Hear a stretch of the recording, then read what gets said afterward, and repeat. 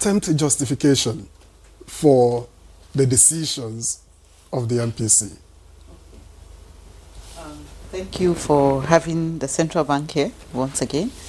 And the justification for us retaining, holding, is can largely be attributed to the fact that we had hiked for the whole of 2024. And before you see the effect of your policies, it takes a while. There's a lag period. Mm-hmm. So, and we were beginning to see the impact of the previous decisions that the MPC had taken.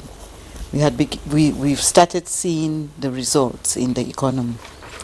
And yes, you're going to ask. Yeah. When you say impact, I mean, what kind of impact? Okay, for example, the exchange rate is a significant way in which inflation passes through. Is a channel that inflation passes through. There's a pass through the exchange rate, and exchange rate has moderated. It's stable. The stability of the exchange rate is very critical to the Nigerian economy, because we are an import-dependent economy, and then we export crude oil. So and all the trade that we undertake, they are all denominated in the dollar. So once you have that stability, businesses can price their goods, knowing that the raw materials they're bringing in, the cost of it will be at a stable exchange rate. And also, we do not produce enough food that we consume in the country.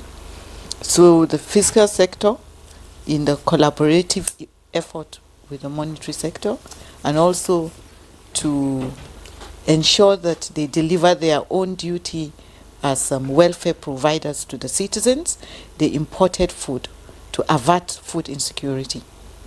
So that exchange rate stability that arose from the MPC decisions really helped in curbing inflation.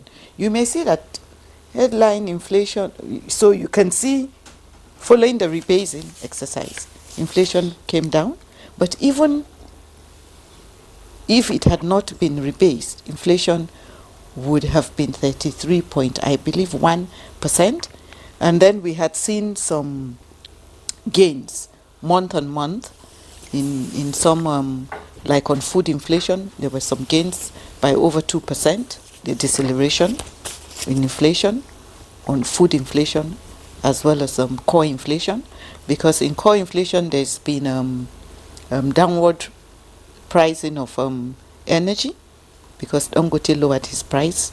So it's both fiscal and monetary authorities collaborated, and we started seeing the impact in the economy.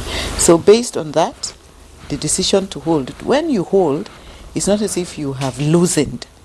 It's just that you're maintaining your stance so that you further observe how situations. So what you're saying is that the tightening measures will continue, probably in the next MPC meeting. We're likely to see more tightening.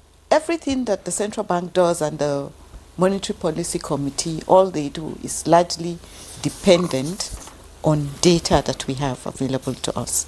So we look at data. We don't come up with decisions just offhand.